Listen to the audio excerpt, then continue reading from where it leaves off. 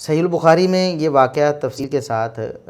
مذکور ہے، سیدنا عبداللہ بن عباس رضی اللہ عنہما سے بھی، سیدنا ابو سعید خدری رضی اللہ عنہ سے بھی، کہ ایک موقع پر صحابہ کرام سفر میں تھے، راستے میں انہیں کھانے کی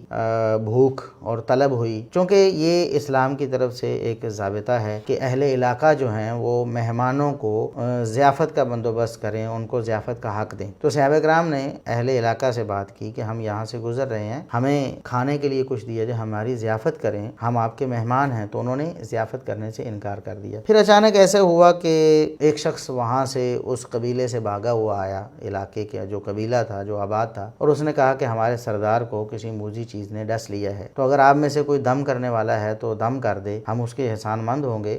بہت پریشان ہے اور بہت تکلیف میں ہے ہمارا سردار۔ پھر صحابہ کرام نے کہا کہ آپ نے چونکہ ہمیں حق ضیافت بھی نہیں دیا تھا، تو اب ہم عوض اور اجرت کے بغیر دم نہیں کریں گے۔ آپ ہمارے اوپر احسان کرتے تو ہم بھی بطور احسان دم کر دیتے، آپ نے ہمارے اوپر احسان نہیں کیا، تو اب ہم بھی جو اجرت ہماری ہے ہم طے کرتے ہیں، اتنی بکریاں ہم نے لینی ہیں، اگر آپ دینے کے لیے تیار ہیں تو ہم دم کرتے ہیں، ورنہ نہیں کرتے۔ تو اب وہ پھنسے ہوئے تھے، انہوں نے کہا کہ نہیں، آپ دم کریں، جو بھی اجرت اور مزدوری آپ طے کر رہے ہیں، جو بھی اس پر آپ معاوضہ طے کر رہے ہیں، ہم ادا کرنے کے لیے تیار ہیں۔ معاوضہ طے ہو گیا بکریوں کی صورت میں، تو پھر صحابی جاتے ہیں، ان کو دم کرتے ہیں قبیلے کے سردار کو، سردار جو ہے صحت مند ہو جاتا ہے۔ اب جب یہ معاملہ ہو گیا، بکریاں ان سے وصول کر لی گئیں بطور اجرت، بطور معاوضہ، دم کی اجرت، قرآن کریم کی اجرت اور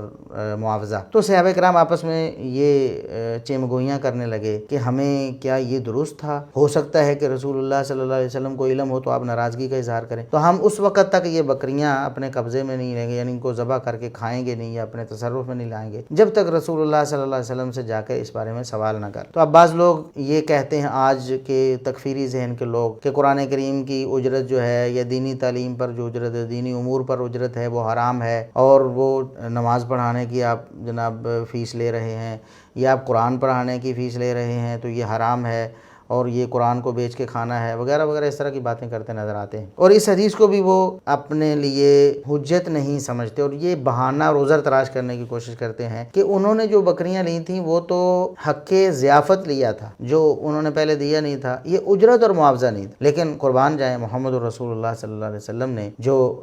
زبان نبوت سے اور وحی الہی سے جو الفاظ ارشاد فرمائے، صحابہ نے جا کر بیان کیا کہ اللہ کے رسول، دم کر کے یہ بکریاں لی گئی ہیں، تو کیا ہمارے لیے ان کو کھانا یا ان کو استعمال کرنا جائز ہے؟ تو آپ صلی اللہ علیہ وسلم نے جو ارشاد فرمایا، ان احق ما اخذتم علیہ اجرا کتاب اللہ، سب سے بہترین اجرت جو آپ کسی چیز پر لے سکتے ہو، سب سے بہترین چیز جس پر اجرت لی جا سکتی ہے، یا سب سے مستحق چیز اجرت کی، وہ کتاب اللہ ہے۔ یعنی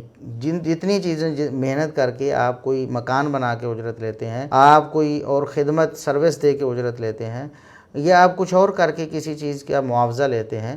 تو ان سب سے بڑھ کر قرآن کریم مستحق ہے کہ اس کا معاوضہ آپ لیں یا اس کی اجرت آپ لے سکیں۔ تو محمد رسول اللہ صلی اللہ علیہ وسلم کا یہ بیان